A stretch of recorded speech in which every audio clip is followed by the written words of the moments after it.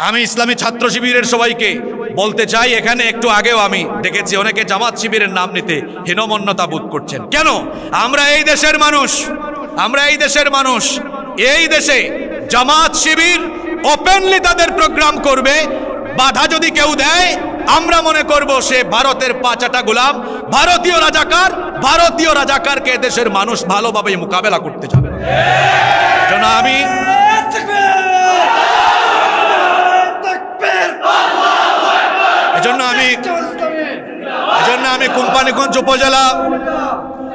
আমি কোম্পানিগঞ্জ উপজেলা জামাতে ইসলামী এবং ছাত্র শিবিরকে বলতে চাই, আপনারা ওপেনলি বুক ফুলিয়ে কোম্পানিগঞ্জে কাজ করবেন। আমি গোটা বাংলাদেশ সফর করছি, গোটা বাংলাদেশে আমাদের ভাইয়েরা ওপেনলি কাজ করছে। এখানে কার এত বড় সাহস যে ইসলামী আন্দোলনের কাজে বাধা দিবে? এই জমিন আল্লাহর, এটা মসজিদের দেশ, মাদ্রাসার দেশ, আলেম উলামার দেশ। জামাতে ইসলামী, ইসলামী ছাত্র শিবির এই দেশে কোনো নেতা নেত্রীর আদর্শ কায়েম করবে না। তারা এই দেশে মহানবী মুহাম্মদুর রাসূলুল্লাহ সাল্লাল্লাহু আলাইহি ওয়াসাল্লামের আদর্শ বাস্তবায়নের লক্ষ্যে, আল্লাহর জমিনে আল্লাহর দ্বীন বাস্তবায়নের লক্ষ্যে কাজ করছে। সুতরাং আল্লাহর জমিনে আল্লাহর দ্বীন বাস্তবায়নের লক্ষ্যে কাজ হবে। বাধা দেয় কারা আমরা দেখতে চাই। আপনি একটু নামাজ আদায় করলে, আপনার ছেলেমেয়েরা একটু দিন পালন করলে দেখা যেত জঙ্গি সন্দেহ। তাদের নাক এত খারাপ হয়ে গিয়েছিল যে ইসলামপন্থীদেরকে দেখলেই তাদের নাকে শুধু জঙ্গি জঙ্গি গন্ধ লাগত। এ ধরনের একটি পরিবেশ বাংলাদেশে আমরা দেখেছি, যেখানে আলেমদের সাথে বেয়াদবি করা হয়েছে। আলেম ওলামারা যখন সত্য কথাগুলো বলেছেন, তাদের কণ্ঠ রোধ করা হয়েছে। কাউকে কণ্ঠ রোধ করাতে না পেরে তাদেরকে জেলখানায় বন্দী করে রাখা হয়েছে। আপনারা আয়না ঘরের নাম শুনেছেন। এই আয়না ঘর এটা এমন কোনো ঘর নয় যেখানে সামনে পিছনে ডানে বামে শুধু আয়না আর আয়না, আপনি আপনার ফেস দেখবেন, বিষয়টা এমন নয়। বরং সেটি এক দুর্বিষহ জুলুম নির্যাতনের জায়গা, যেখানে শত শত অসংখ্য আলেমদেরকে, ইসলামী আন্দোলনের নেতা কর্মীদেরকে ঢুকিয়ে গত 1.5 যুগ তাদের উপরে অবর্ণনীয় জুলুম নির্যাতন করা হয়েছে। তাফসির মাহফিলগুলো বন্ধ করে দেওয়া হয়েছে। তারা বন্ধ করার কোনো জিনিস পায়নি। এদেশে ঢাকায়, চিটংয়ে নাইট ক্লাব, বুট ক্লাবকে চালু রেখে তারা কোরআনের মাহফিল বন্ধ রেখেছে। এই কোম্পানিগঞ্জ মুফতি আমির হামজার মাহফিল 2 বার বন্ধ করা হয়েছে। এই কোম্পানিগঞ্জের প্রশাসন তারা বন্ধ করার জিনিস পায় নাই। এখানে আমি যতটুকু জানি, আমার বাড়ি এলাকায় এখানে বালু মহাল নিয়ে দুর্নীতি হয়। এখানে পাথর খেকু, বালু খেকু আছে। তাদের বিরুদ্ধে অ্যাকশন না নিয়ে কোরআনের মাহফিলের বিরুদ্ধে অ্যাকশন নেন। আপনাকে এদেশের জনগণের ট্যাক্সের পয়সায় বেতন দেওয়া হয়। এদেশের সিংহভাগ মুসলমানদের ধর্মীয় চর্চায় বাধা দেওয়ার জন্য বেতন দেওয়া হয় না। আপনাকে বেতন দেওয়া হয়, রেশন দেওয়া হয় উচ্ছৃঙ্খলা, বিশৃঙ্খলা এবং এই দেশের দুর্নীতিকে রক্ষা করে, দুর্নীতিকে দমন করে এই বাংলাদেশকে সাজাবার জন্যই তো আপনাকে বেতন দেওয়া হয়। বন্ধ করার আর জিনিস পায় না। আমরা কিছুদিন আগে আমাকে ছাত্ররা, গত মাসে আমি কোম্পানিগঞ্জে আসলাম, ইসলামী আন্দোলনের ছাত্ররা আমাকে বলল যে আমরা একটি সংবর্ধনার আয়োজন করতে চাই। তো তারা বলছে বাহিরের কোনো জায়গা। আমি বলেছি বাহিরের কোনো জায়গা কেন? এখানে উপজেলা অডিটোরিয়াম এটা দেওয়া হয়েছে। এই উপজেলাতে আমরা যারা বসবাস করি, বিশেষ করে এই দেশ মসজিদ মাদ্রাসার দেশ, এটা আলেম ওলামার দেশ। এখানে যদি ইসলামী ছাত্র শিবিরের ছেলেরা কোনো সংবর্ধনা অনুষ্ঠানের আয়োজন করে, এখানে এমন কে আছে যে তাকে পারমিশন দেবে না? আমি ইসলামী ছাত্র শিবিরের সবাইকে বলতে চাই, এখানে একটু আগেও আমি দেখেছি অনেকে জামাত শিবিরের নাম নিতে হীনমন্যতা বোধ করছেন। কেন? আমরা এই দেশের মানুষ, এই দেশে জামাত শিবির ওপেনলি তাদের প্রোগ্রাম করবে। বাধা যদি কেউ দেয়, আমরা মনে করব সে ভারতের পাঁচাটা গোলাম, ভারতীয় রাজাকারকে দেশের মানুষ ভালোভাবে মোকাবেলা করতে যাবে।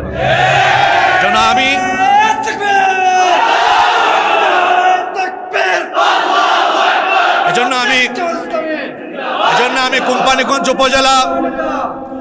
আমি কোম্পানিগঞ্জ উপজেলা জামাতে ইসলামী এবং ছাত্র শিবিরকে বলতে চাই, আপনারা ওপেনলি বুক ফুলিয়ে কোম্পানিগঞ্জে কাজ করবেন। আমি গোটা বাংলাদেশ সফর করছি, গোটা বাংলাদেশে আমাদের ভাইয়েরা ওপেনলি কাজ করছে। এখানে কার এত বড় সাহস যে ইসলামী আন্দোলনের কাজে বাধা দিবে? এই জমিন আল্লাহর, এটা মসজিদের দেশ, মাদ্রাসার দেশ, আলেম উলামার দেশ। জামাতে ইসলামী, ইসলামী ছাত্র শিবির এই দেশে কোনো নেতা নেত্রীর আদর্শ কায়েম করবে না। তারা এই দেশে মহানবী মুহাম্মদুর রাসূলুল্লাহ সাল্লাল্লাহু আলাইহি ওয়াসাল্লামের আদর্শ বাস্তবায়নের লক্ষ্যে, আল্লাহর জমিনে আল্লাহর দ্বীন বাস্তবায়নের লক্ষ্যে কাজ করছে। সুতরাং আল্লাহর জমিনে আল্লাহর দ্বীন বাস্তবায়নের লক্ষ্যে কাজ হবে, বাধা দেয় কারা আমরা দেখতে চাই। এজন্য আপনাদেরকে বলবো, সাহসিকতার সাথে কাজ করতে হবে। আল্লাহ আমাদের মধ্যে প্রজ্ঞা, মেধা এবং আল্লাহ তাআলা আমাদের মধ্যে সাহসের সঞ্চার করে দিন। বেশি বাড়াবাড়ির পরিণতি ভালো হয় না। গত 1.5 যুগ ধরে বাড়াবাড়ির কারণে কি পরিণতি হলো? পতনের জন্য সকল গ্যাপকে, গর্তগুলোকে পূরণ করে দেওয়ার পরেও পতন হলো ছাত্রদের মধ্য দিয়ে। যে ছাত্রদেরকে আল্লাহ তাআলা আবাবিল হিসাবে পাঠিয়ে দিয়ে আল্লাহ তাআলা তাদের এমন পতনের ব্যবস্থা করেছেন, আজকে তাদের পরিণতি এমন হয়েছে, আগামী 20 বছরে কেউ তাদের নামের প্রথম অক্ষরে আ বলতে পারে কিনা এটা সন্দেহ আছে। এটা হচ্ছে অতিরিক্ত বাড়াবাড়ির ফলাফল। আপনারা এদেশের আলেম উলামাদেরকে নির্যাতন করেছেন। আপনারা আল্লামা আহমদ শফি রাহিমাহুল্লাহ, জুনাইদ বাবুনগরী রাহিমাহুল্লাহ, মুফতি আমিনী রাহিমাহুল্লাহ সহ আপনারা এদেশে কাকে বাদ দিয়েছেন বলেন? আপনারা বিশ্ব ইসলামী আন্দোলনের অন্যতম নেতৃবৃন্দ যারা ছিলেন তাদেরকে বিনা অপরাধে যুদ্ধাপরাধের নাটক মঞ্চস্থ করে, মানবতা বিরোধী নাটক মঞ্চস্থ করে নিরপরাধী মানুষগুলোকে আপনারা অন্যায়ভাবে মেরে ফেলেছেন। আপনারা অন্যায়ভাবে 13 বছর ধরে জেলখানায় বন্দী করে মেরে ফেলেছেন আমাদের কোরআনের পাখি শহীদ আল্লামা দেলোয়ার হোসেন সাঈদ রাহিমাহুল্লাহ। এই বাড়াবাড়ির পরিণতি ভালো হয়নি। আমরা তো গত 1.5 যুগ বাংলাদেশে ছিলাম। এত হামলা, মামলা, জুলুম, নির্যাতনে আমরা কথা বলেছি সবসময়। এই 5 আগস্টের পরে অনেকে মুখ খুলেছেন। আমরা তো 5 আগস্টের আগেও 1.5 বছর জীবন বাজি রেখে কথা বলেছি, কারণ আমরা মনে করি লাইফ হলো ওয়ান টাইম। মোমেন মৃত্যুকে ভয় করে না। ওই যে আমার জাতীয় কবি বলেছেন, ওহারা চাহুক দাসের জীবন, আমরা শহীদি দরজা চাই, নিত্য মৃত্যু ভিতরা মোরা মৃত্যু কোথায় খুঁজে বেড়াই। আমরা মৃত্যুকে শাহাদাতের মধ্য দিয়ে আমরা মৃত্যুর মাধ্যমে নতুন জীবন খুঁজে বেড়াই। এজন্য আমরা কাউকে ভয় করি না। আমরা 1.5 যুগ কথা বলেছি। আমাদের ভাইয়েরা, আমাদের নেতৃবৃন্দ, আমাদের আলেম ওলামারা জেলে গিয়েছেন, বিভিন্ন হামলা মামলার সম্মুখীন হয়েছেন। আমরা কেউ দেশ ছেড়ে বলেন গিয়েছি? আমরা কেউ দেশেই তো ছিলাম। আমরা 15 বছর ছিলাম। 5 তারিখের পরে আপনারা 15 ঘন্টা থাকতে পারলেন না। আমরা 15 বছর সহ্য করলাম, আপনারা 15 ঘন্টা সহ্য করতে পারলেন না। কারণ কি? কারণ আপনারা এত বেশি অপকর্ম করেছেন, দুঃশাসন, অপশাসন এবং দুর্নীতি, লুটপাটের মহোৎসব করে এমন কর্মকাণ্ড আপনারা করেছেন। 15 ঘন্টা নয়, জনগণ 15 মিনিটের জন্যই পাইলে আপনাদেরকে গণধুলাই দিত। এজন্য আপনারা দেশ ছেড়ে তাও গিয়েছেন কোন জায়গায়? বেশিরভাগই মামু বাড়িতে গিয়েছেন। আমাদেরকে বলতো কথায় কথায় পাকিস্তানি রাজাকার। আমি গত 4-5 বছর ধরে উত্তরাঞ্চলে, দক্ষিণাঞ্চলে বহু জায়গায় যখন আমরা প্রোগ্রামে বাধার সম্মুখীন হতাম, গত বছর চুয়াডাঙ্গার দর্শনা আলমডাঙ্গায়, চুয়াডাঙ্গার আলমডাঙ্গায় ওসি সাহেব ফোন করলেন যে প্রোগ্রামে আসবেন না। কেন আসবো না? কারণ আপনার বিরুদ্ধে অভিযোগ পেয়েছি আপনি স্বাধীনতা বিরোধী। আমি বললাম আমার জন্ম 90-এর দশকে জন্ম নিয়ে আমি কি করে স্বাধীনতার বিরোধী হই? তিনি বললেন যে আপনি চেতনায় স্বাধীনতা বিরোধী, চেতনায় স্বাধীনতা বিরোধী। তো বলছিলাম আমাদেরকে বলতো পাকিস্তানি রাজাকার। আমরা তো কেউ পাকিস্তানে যাতায়াত করিনি, পাকিস্তানের সাথে আমাদের কোনো সম্পর্ক নাই। বরং আমাদেরকে যারা পাকিস্তানি রাজাকার বলতো, তারা তাদের কর্মকাণ্ড দিয়ে প্রমাণ করেছে, তারা যখন ভারতে মামু বাড়ি দিল্লিতে পালিয়ে গিয়েছে, তারা নিজেরাই তাদের কর্মকাণ্ড দিয়ে প্রমাণ করে দিয়েছে তারা হলো ভারতীয় রাজাকার। সম্মানিত উপস্থিতি, দীর্ঘ সময় ধরে আপনারা আলোচনা শুনেছেন। আজকে আমার ইচ্ছে ছিল যে বিষয় দেওয়া হয়েছে, এই বিষয়ে কমপক্ষে 30-40 মিনিট আলোচনা করার। সময়ের দিক বিবেচনায় আমাকেও শহরে ফিরে যেতে হবে। এজন্য আমি আপনাদের কাছ থেকে মাত্র 10 মিনিট সময় চেয়ে নিচ্ছি। এই 10 মিনিট সময় আপনারা আমাকে সহযোগিতা করবেন তো ইনশাআল্লাহ? আজকে পোস্টারে লেখা হয়েছে যে বৈষম্যহীন সমাজ প্রতিষ্ঠায় মহানবী সাল্লাল্লাহু আলাইহি ওয়াসাল্লামের আদর্শ। আমরা যদি এখন বাংলাদেশের মানুষকে জিজ্ঞেস করি আপনারা কেমন বাংলাদেশ চান, বিশেষ করে অভ্যুত্থানকারী ছাত্ররা বলছে আমরা একটি বৈষম্যহীন বাংলাদেশ চাই। এখন সবাই স্লোগান দিচ্ছে আমরা বাংলাদেশকে সংস্কার করতে চাই, রাষ্ট্র সংস্কার করে নতুন একটি রাষ্ট্র আমরা সাজাতে চাই। এখন আপনারা আমাকে বলেন তো, যদি আমরা আমাদের এই দেশকে সংস্কার করতে চাই, সমাজ এবং রাষ্ট্র সংস্কারের দিক দিয়ে নবী করিম সাল্লাল্লাহু আলাইহি ওয়াসাল্লামের চাইতে উত্তম কোনো আদর্শ দুনিয়াতে আছে? কারণ তিনি হচ্ছেন এই পৃথিবীর বিখ্যাত এবং সর্বশ্রেষ্ঠ সমাজ সংস্কারক, সর্বশ্রেষ্ঠ রাষ্ট্র সংস্কারক।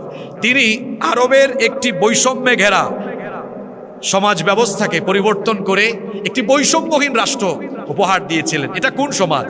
এটা হচ্ছে সেই সমাজ যেই সমাজের মানুষ এত অসভ্য, এত বর্বর ছিল, যেখানে হানাহানি, মারামারি, কাটাকাটি, বিশৃঙ্খলা, রক্তপাত, নারীদের উপরে নির্যাতন, নারীর প্রতি বৈষম্য, নানা ধরনের অপকর্ম, অর্থাৎ এক কথায় এমন কোনো অপকর্ম, এমন কোনো অন্যায় ছিল না যা সেই সমাজে বিদ্যমান ছিল না। এই রকমের একটি জেহালতপূর্ণ সমাজ ব্যবস্থাকে নবী করিম সাল্লাল্লাহু আলাইহি ওয়াসাল্লাম ওহীর বিধানের আলোকে পরিবর্তন করে দিয়ে এমন একটি সোনালী সমাজ উপহার দিলেন, যেই যুগ, যেই সমাজের মতো করে আরেকটি সমাজ পৃথিবীতে কোনো রাষ্ট্র ব্যবস্থা, পৃথিবীর কোনো ধরনের মতবাদ আজ পর্যন্ত দেখাতে পারেনি। এজন্য তো আমাদের খতিব সাহেবরা জুমার দিলে বলেন যে খায়রুল কুরুরি কারনেন সুম্মা আল্লাযীনা ইয়ালুনাহুম সুম্মা আল্লাযীনা ইয়ালুনাহুম, সর্বশ্রেষ্ঠ যুগ হচ্ছে আমার যুগ, সর্বশ্রেষ্ঠ যুগ হলো রাসূলের যুগ। আপনাদের কোনো সন্দেহ আছে? নবী করিম সাল্লাল্লাহু আলাইহি ওয়াসাল্লাম জেহালতে ডুবে থাকা এই অসভ্য বর্বর মানুষগুলোকে পরিবর্তন করলেন। কিভাবে করলেন? আল্লাহর নবী রাষ্ট্র সংস্কারের আগে, আমার আজকে অনেক পয়েন্ট ছিল, আমি মাত্র দুটো পয়েন্ট নিয়ে আজকে কথা বলে আলোচনা শেষ করব। এক নম্বরে তিনি যেটা করলেন, রাষ্ট্র সংস্কার, সমাজ সংস্কারের আগে আল্লাহর নবী আগে মানুষ সংস্কার করেছেন, মানব সংস্কার করেছেন। কারণ আপনি একটি সমাজ বা একটা রাষ্ট্র ব্যবস্থাকে যদি সংস্কার করতে চান, তো এই সমাজ বা রাষ্ট্রকে যারা পরিচালনা করবেন, সমাজ এবং রাষ্ট্রের বিভিন্ন সেক্টরে যারা দায়িত্ব পালন করবেন, সেই মানুষগুলোর মধ্যে যদি নীতি, নৈতিকতা, মূল্যবোধ, সততা, আমানতদারিতা, স্বচ্ছতা, আখিরাতের জবাবদিহির ভয় তাদের অন্তরে যদি ঢুকাতে না পারেন, তাহলে বলেন তো, দুর্নীতি পরায়ণ ব্যক্তিবর্গ যদি সমাজ এবং রাষ্ট্রের বিভিন্ন সেক্টরে দায়িত্বে থাকে, সেই রাষ্ট্রকে কি সংস্কার করা সম্ভব? সেই রাষ্ট্রকে কি সোনালী রাষ্ট্র বানানো সম্ভব? এজন্য নবীজি কি করলেন? সর্বপ্রথম মানব সংস্কার করলেন। আর সেটা নবীজি কি দিয়ে করলেন? মানুষের তৈরি করা কোনো শিক্ষা দীক্ষা দিয়ে নয়, নবীজি সেটা করলেন ওহীর জ্ঞান দিয়ে, ওহীর শিক্ষা দিয়ে। যেটা আমার আগে মাওলানা মাসুক আহমদ ভাইও এই আয়াতটি তেলাওয়াত অত্যন্ত সুন্দর করে করলেন, যে লাকাদ মান্নাল্লাহু আলাল মুমিনিনা ইয বাআসা ফীহিম রাসূলাম মিন আনফুসিহিম ইয়াতলু আলাইহিম আয়াতিহি ওয়া ইউযাক্কিহিম ওয়া ইউআল্লিমুহুমুল কিতাবা ওয়াল হিকমা ওয়া ইন কানু মিন ক্বাবলু লাফী দালালিম মুবিন। আল্লাহ তাআলা সূরা আলে ইমরানের 164 নম্বর আয়াতে বলছেন, অবশ্যই আল্লাহ মুমিনদের প্রতি অনুগ্রহ করেছেন যখন তিনি তাদেরই মধ্য থেকে তাদেরই একজনকে রাসূল হিসাবে পাঠালেন, যিনি তাদেরকে আল্লাহর আয়াতসমূহ তেলাওয়াত করে শোনালেন, যিনি তাদেরকে আল্লাহর কিতাবের আলোকে পরিশুদ্ধ করলেন, আল্লাহর কিতাবের জ্ঞান এবং হিকমা শিক্ষা দিলেন। ওয়া ইন কানু মিন ক্বাবলু লাফী দালালিম মুবিন, তারা ইতিপূর্বে স্পষ্ট ভ্রান্তিতে, গুমরাহিতে নিমজ্জিত ছিল। আল্লাহ তাআলা এমন এক কিতাব তার নবীর কাছে পাঠালেন। সূরা ইব্রাহিমে আল্লাহ বলছেন, কিতাবুন আনজালনাহু ইলাইকা লিতুখরিজান নাসা মিনাজ যুলুমাতি ইলান নূর, এমন কিতাব দিলাম লিতুখরিজান নাসা মিনাজ যুলুমাতি ইলান নূর, যাতে করে তমসাচ্ছন্ন, নিকষ কালো, অন্ধকারে পড়ে থাকা মানবতাকে আপনি আলোর দিকে, মিনাজ যুলুমাতি ইলান নূর আয় মিনাল কুফরি ইলাল ইসলাম ওয়া মিনাদ দালালাতি ইলাল হুদা, কুফর থেকে ইসলামের দিকে, দালালাত থেকে হেদায়েতের দিকে আপনি যাতে নিয়ে আসতে পারেন। আল্লাহর নবী কি করলেন? আপনারা একটু খেয়াল করে শুনেন। আল্লাহর নবী কুরআনের শিক্ষায়, ওহীর শিক্ষায় ওই সমাজের, ওই জাতির মানুষদেরকে শিক্ষিত করলেন, কুরআনের দীক্ষায় দীক্ষিত করলেন, যার দরুন সেই সমাজের মানুষের মধ্যে এমন পরিবর্তন আসলো। আমার দিকে তাকান, পরিবর্তনটা হলো কেমনে? যারা ছিল সমাজের টাটকা চোর, ডাকাত, এরা ওহীর শিক্ষায় এসে, ওহীর দীক্ষায় এসে হয়ে গেল মানুষের সম্পদের চোর ডাকাত হওয়ার পরিবর্তে ওহীর জ্ঞান পেয়ে তারা হয়ে গেল মানুষের মাল সম্পদের পাহারাদার। সুবহানাল্লাহ।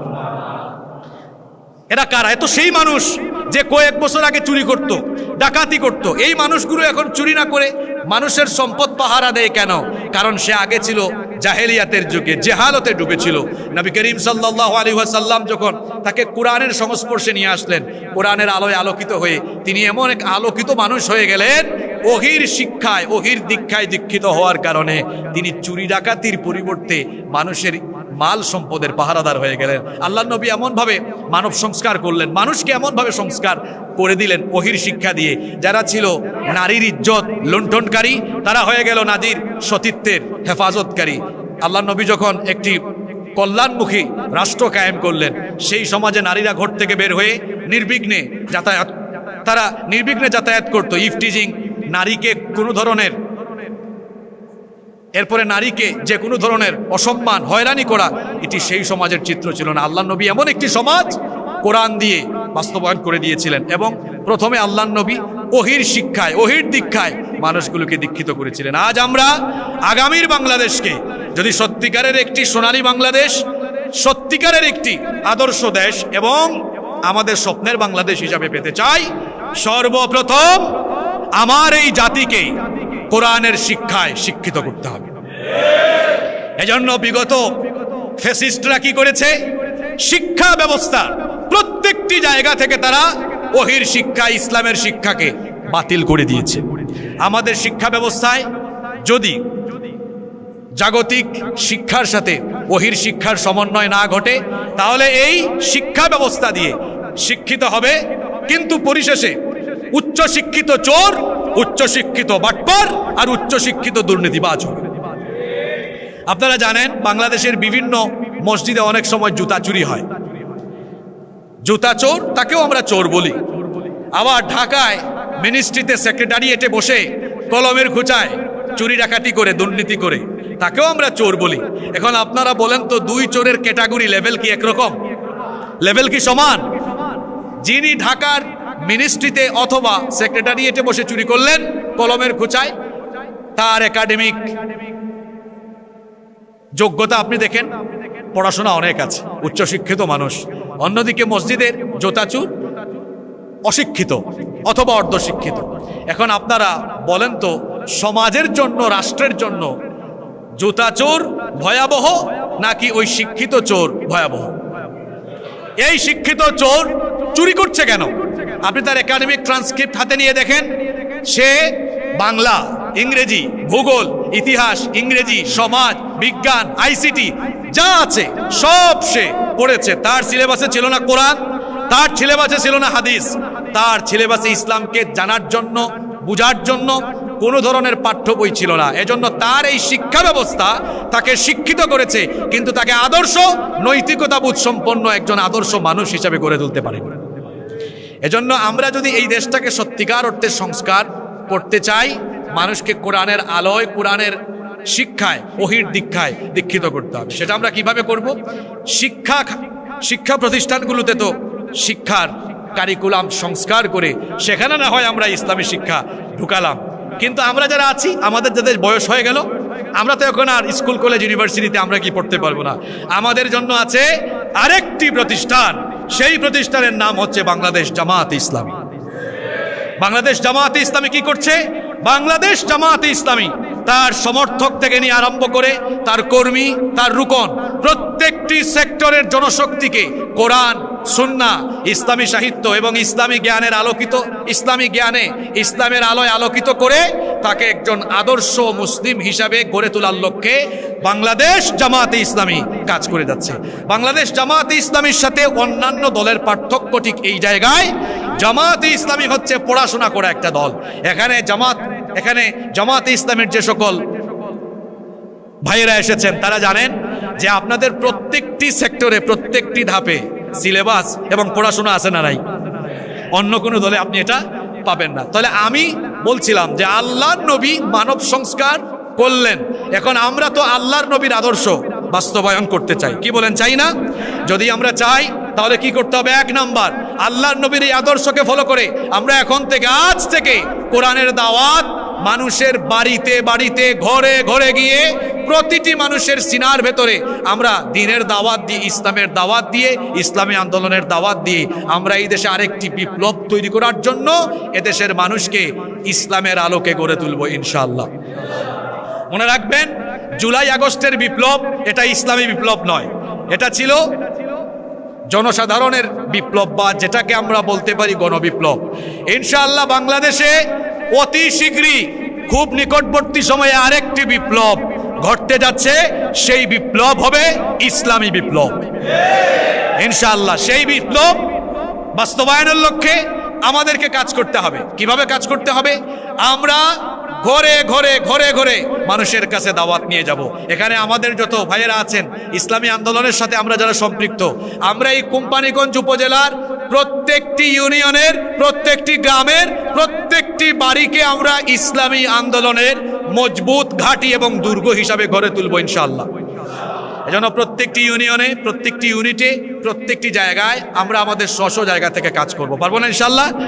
আমরা তো বৈষম্যহীন সমাজ প্রতিষ্ঠায় মহানবী সাল্লাল্লাহু আলাইহি সাল্লামের আদর্শ বাস্তবায়ন করতে চাই। তাহলে 1 নাম্বার, মানুষকে সংস্কার করব আমরা কোরআন দিয়ে, মানুষের কাছে কোরআনের দাওয়াত নিয়ে যাব। এতদিন যে স্লোগান দিয়েছি আমরা, এটারও কিছুটা সংস্কার করব। সেটা কি? যে আল কোরআনের আলো ঘরে ঘরে জ্বালো না।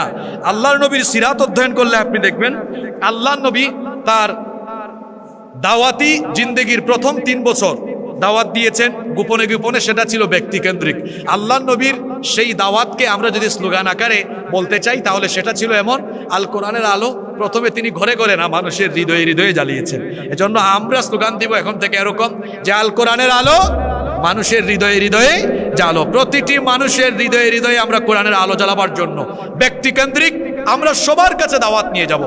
একজন ভাইও যেন দাওয়াতের বাইরে না থাকে। আমার আগে মাওলানা মাসুক আহমেদ ভাই একটি আয়াত তেলাওয়াত এখানে করেছেন, আপনারা শুনেছেন। হে নবী, তারা ঈমান আনবে না, এজন্য কি আপনি পেরেশান হয়ে যাবেন? আল্লাহর নবী যখন দাওয়াতি কাজ করা আরম্ভ করেছেন, আল্লাহর নবী এত বুঝান কাফিরদেরকে, ঈমান আনে না, আল্লাহর নবী পেরেশান হয়ে গিয়েছেন। আমরা মহানবীর মুহাম্মদুর রাসূলুল্লাহ সাল্লাল্লাহু আলাইহি সাল্লামের উম্মত হিসাবে আমাদেরকে দাবি করি, আমরা তার আদর্শ বাস্তবায়নের সৈনিক যদি হতে চাই, আমাদের ভেতরে এরকম পেরেশানি নিয়ে আসতে হবে। আমার এলাকায়, আমার গ্রামের একজন ভাই যেন দাওয়াতের বাহিরে না থাকে। আমার এলাকার একজন ভাই দাওয়াতি ময়দানে সম্পৃক্ত হওয়ার আগ পর্যন্ত আমার ভেতরের পেরেশানি যেন বন্ধ না হয় ইনশাআল্লাহ। এরপরে 2 নম্বর যে পয়েন্ট বলতে চাই, সেটি বলে আমি শেষ করব। আল্লাহর নবী রাষ্ট্র সংস্কার করেছেন কিভাবে? কোরআনের ওহীর দীক্ষায় কিছু মানুষকে দীক্ষিত করলেন, তৈরি করলেন। তৈরি করার পরে আল্লাহর নবী এদেরকে দিয়েই একটি কল্যাণমুখী রাষ্ট্র ব্যবস্থা কায়েম করলেন। কোরআন ভিত্তিক একটি সমাজ, একটি রাষ্ট্র তিনি কায়েম করলেন। এবং এই কোরআন ভিত্তিক সমাজ এবং রাষ্ট্র ব্যবস্থা বাস্তবায়নের ফলে দেখা গেল সকল ধরনের অন্যায়, জুলুম, নির্যাতন সব কিছুর বিলুপ্তি ঘটে একটি সত্যিকারের সোনালী সমাজ প্রতিষ্ঠা হলো। আজকে আমরা বাংলাদেশকে দেখতে চাই একটি আলোকিত বাংলাদেশ, বৈষম্যহীন বাংলাদেশ, চুরি ডাকাতি মুক্ত বাংলাদেশ। আমরা সবাই চাই না? এদের স্বাধীন হয়েছে, স্বাধীন হওয়ার পরে 54 বছর ধরে এদেশে আমরা বহু দলের বহু ব্যক্তির শাসন দেখেছি। এজন্য আমি বলি, বহু দলের বহু ব্যক্তির শাসন দেখা শেষ, বাকি আছে আল কোরআনের বাংলাদেশ। আমরা এখন আল কোরআনের বাংলাদেশ চাই। যারা ইসলামী আন্দোলনের বাহিরে আছেন, আমি আজ তাদেরকে একটি আয়াত স্মরণ করিয়ে দিচ্ছি, যেটা আল্লাহ সূরা ফুরকানের মধ্যে বলেছেন।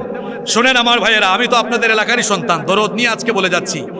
আপনি আপনার শরীরের ঘাম, রক্ত, আপনার কষ্ট, জানমাল আল্লাহর দ্বীনের পথ ছাড়া অন্য পথে খরচ করিয়েন না। কিয়ামতের দিন আফসোস ছাড়া আর কিছুই থাকবে না। আল্লাহ তাআলা বলছেন, ওয়ায়াউমা ইয়া'আদ্দুয যালিমু আলা ইয়াদাইহি ইয়াকুলু ইয়া ওয়াইলাতা ইয়াকুলু ইয়া লাইতানি ইত্তাখাযতু মা'আর রাসূলি সাবিলা। আল্লাহ বলছেন, সেদিন কিছু লোকেরা, জালিমেরা, তারা কি করবে? 2 হাত কামড়িয়ে কামড়িয়ে আফসোস করবে, হায় আফসোস, আমি যখন দুনিয়াতে ছিলাম, ইয়া লাইতানি ইত্তাখাযতু মা'আর রাসূলি সাবিলা, আমি যদি রাসূলের পথ অনুসরণ করতাম, রাসূলের পথের অনুসরণ করে রাসূলের আদর্শ বাস্তবায়নের জন্য যদি আমি কাজ করতাম, তাহলে আজ আমাকে আফসোস করা লাগতো না। তারা আফসোস করে আরো বলবে, ইয়া লাইতানি লাম আত্তাখিয ফুলানান খলিলা, আফসোস যদি আমি অমুককে আমার বন্ধু না বানাতাম, অমুককে আমার নেতা না বানাতাম, আজকে আমি বেঁচে যেতাম। লাকাদ, এরপরে আল্লাহ বলছেন, লাকাদ আদাল্লানি আনি যিকর। এরা কি করেছিল? এরা আমাকে আল্লাহর জিকির থেকে, উপদেশ থেকে বঞ্চিত করে রেখেছিল। শোনেন, নেতা ঠিক করেন, আপনি নেতা ঠিক করেন আগে। আপনি দুনিয়ার কোনো নেতার চামচামি সামনে পিছনে না করে আপনি রাসূলুল্লাহর সৈনিক হন। আমরা যারা এখানে যুবক আছি, তরুণ আছি, তাদেরকে আমি বলবো, ছাত্রদেরকে বলবো, আমার উপজেলার ছাত্র সমাজকে, তরুণ সমাজকে বলবো যে তোমাদের এই তারুণ্য, তোমাদের এই যৌবন কোনো নেতার সামনে পিছনে মোটর সাইকেলের শুডাউন করে তাদের চামচামি করার জন্য আল্লাহ তোমাদের যৌবন দেন নাই। আর তোমাদের যৌবন আর তারুণ্যের শক্তিকে আল্লাহর জমিনে আল্লাহর দিন বাস্তবায়নের লক্ষ্যে কাজ করার জন্য। এজন্য আমি বলছি এগুলো পরিত্যাগ করো। যদি পরিত্যাগ না করো, আমি তোমাকে সূরা ইব্রাহিমের সেই আয়াত স্মরণ করিয়ে দিচ্ছে। ছাত্র এবং যুবকরা আপনারা আমাকে মনোযোগ দিয়ে শুনবেন। আল্লাহ বলছেন সেই দিন ভণ্ড নেতা কর্মীদের কিয়ামতে সাক্ষাৎ হবে। সাক্ষাতে কি হবে? কর্মীরা নেতাদেরকে আটকিয়ে দিবে। ফাকালাত দুআফাউ লিল্লাযিনা ইসতাকবারু ইন্না কুন্না লাকুম তাবআন ফাহাল আনতুম মুগনুনা আন্না মিন আযাবিল্লাহি মিন শাই। তারা আটকে দিয়ে বলবেন, নেতাজি দাঁড়ান, কথা আছে আপনার সাথে। কি কথা? ইন্না কুন্না লাকুম তাবআন। শুনেন, কোরআনে কারীমে আল্লাহ তাআলা এত ওপেনলি কথা বলে দেওয়ার পরেও আপনার মগজে যদি না ঢোকে তাহলে তো আর কিছু বলার নাই। তাহলে বুঝবো ওই মাথায় শয়তান পেশাব করে দিয়েছে। এত সোজা কথা আপনার মাথায় ঢুকে না কেন? আল্লাহ বলছেন, তারা বলবে ইন্না, নিশ্চয়ই, কুন্না, আমরা, লাকুম তাবআন, তোমাদের অনুসারী ছিলাম, তোমরা যা বলেছো তাই করেছি, তোমাদের কথা আমরা মেনেছিলাম, তোমাদের জন্য অনেক চামচামি করেছি, তোমাদের কথা শোনার কারণেই তো অপকর্ম করে আজকে তোরাও জাহান্নামী, আমরাও জাহান্নামী। দুনিয়াতে আমরা তোদের পক্ষে কাজ করে অপকর্ম করলে তোরা আমাদের জিম্মাদারি নিয়ে আমাদেরকে অনেক সময় বাঁচিয়ে আনতি। এখন তোদের কাছে প্রশ্ন হলো, ফাহাল আনতুম মুগনুনা আন্না মিন আযাবিল্লাহি মিন শাই। আজকে আল্লাহর আযাব থেকে রক্ষা করার জন্য কোনো কিছু করতে পারবে নাকি? কোনো জিম্মাদারির ব্যবস্থা করতে পারবে? জোরে বলেন, পারবে? নেতারা তখন বলবে, ক্বালু লাউ হাদানাল্লাহু লাহাদাইনাকুম। দেখেন নেতা কি বলছে, আল্লাহ যদি আমাকে হেদায়েত দিতেন তোমাকেও আমি হেদায়েত দিতাম। এটা হেদায়েতহীন। নেতার সামনে পিছনে আপনি দৌড়াচ্ছেন। এবার নেতা তার কর্মীকে বলবে, সাওয়াউন আলাইনা আজাজিআনা আম সাবারনা মা লানা মিন মাহিস। আজ তোমরা ধৈর্য ধরো, চিৎকার চেঁচামেচি করো, লাফালাফি করো, আর যাই করো না কেন, আজকে নেতা কর্মী উভয়ের অবস্থা জাহান্নামে সাওয়া, সমান সমান। কর্মীরা বলবে, না, এটা কখনোই হতে পারে না, আমরা এটা মেনে নিব না। আল্লাহ তাআলা বলবেন, তোমরা কি মানো না? তখন কর্মীরা বলবে, আল্লাহ, আমাদের নেতারা যা বলছে আমরা এটা মানি না। আল্লাহ বলবেন, তোমরা কি চাও?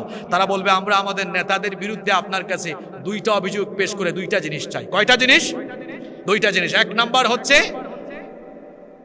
ইন্না আতানা সাদাতানা ওয়া কুবারানা ফাআদাল্লুনা সাবিলা। আমরা এদের অনুসারী ছিলাম, এরা আমাদের নেতা ছিল, আমরা এদের অনুসরণ করে চলতাম। ফাআদাল্লুনা সাবিলা, এরা আমাদেরকে পথভ্রষ্ট করে দিয়েছিল। সুতরাং আপনার কাছে চাওয়া হলো এক নাম্বার, নাজআলহুমা তাহতা আকদামিনা লিয়াকুনা মিনাল আসফালিন। দুনিয়াতে আমরা সামনে পিছনে চামচামি করেছি, তারা স্টেজে বসতো আর আমরা সামনে দিয়া বসতাম। আল্লাহ আজকে একটু সামনে দেন এগুলারে। নাজআলহুমা তাহতা আকদামিনা, আজ এদের বুকের উপরে আমরা পাড়া দিয়ে এদেরকে পদদলিত করে লিয়াকুনা মিনাল আসফালিন, তারপরে জাহান্নামে যাব। নেতা তার কর্মীর পাড়া খাবে। আল্লাহু আকবার। এটা এক নাম্বার চাওয়া। দুই নম্বরে কর্মীরা অভিযোগ করবে, আল্লাহ, এরা বলছে আযাব নাকি আজকে জাহান্নামে সমান সমান হবে না। আমরা চাই রব্বানা আতিহিম দিআফাইন মিনাল আযাবি ওয়ালআনহুম লা'নান কাবীরা। আজকে আমাদেরকে জাহান্নামে যে আযাব দেওয়া হবে, আমাদের নেতাগুলোকে আপনি আযাবের ডবল করে দেন। কথাগুলো আমার বানানো না আল্লাহর কোরআনের? এখানে যত মানুষ উপস্থিত আছেন, এই আয়াত যদি আপনার কর্ণকুহর দিয়ে ঢুকে হৃদয়ের ভেতরে গিয়ে আপনার যদি উপলব্ধি আসে, আমি আপনাকে অনুরোধ করব, আজ থেকে তথাকথিত নেতার অনুসরণ বাদ দেন। আপনার জন্য সর্বশ্রেষ্ঠ আদর্শ হচ্ছেন মুহাম্মাদুর রাসূলুল্লাহ সাল্লাল্লাহু আলাইহি ওয়াসাল্লাম। কোন নেতাদের সামনে পেছনে আপনারা ঘুরঘুর করেন? যারা কর্মীর একটু বিপদ দেখলেই পালিয়ে যায়। কর্মীদেরকে বিপদের উপরে ফেলে দিয়ে নেতারা পালিয়ে যায়। যায় কি যায় না? আপনি তো মুহাম্মাদুর রাসূলুল্লাহ সাল্লাল্লাহু আলাইহি সাল্লামের আদর্শের অনুসারী হবেন। আপনারা কি বাংলাদেশে কখনো আলেম ওলামাদের বিভিন্ন ইসলামপন্থী দল আছে, অনেক আলেম ওলামা আছেন, আপনারা কি দেখেছেন ইসলামপন্থী দলের লোকেরা তাদের কর্মীদেরকে রেখে চলে গিয়েছে? আপনারা দেখেছেন কখনো? আমরা এটা কখনোই করি না। সুতরাং আমি বলতে চাই, আমরা যদি এই বাংলাদেশকে একটি সত্যিকারের বৈষম্যহীন বাংলাদেশ হিসাবে পেতে চাই, কোরআনে কারীমের আদর্শ অনুশাসন বাস্তবায়ন ছাড়া এটা কশ্চিনকালেও কোনোদিন সম্ভব নয়। এজন্য আমি বলছিলাম যে স্বাধীনতার 54 বছর পেরিয়ে গিয়েছে, বাংলাদেশে আমরা বহু দলের শাসন দেখেছি। সবাই বাংলাদেশের ভাগ্যের উন্নয়নের কথা বলে, যারা যখন সুযোগ পেয়েছেন নিজের ভাগ্যের উন্নয়ন করেছে। নিজের ভাগ্যের উন্নয়ন কেমনে করেছে?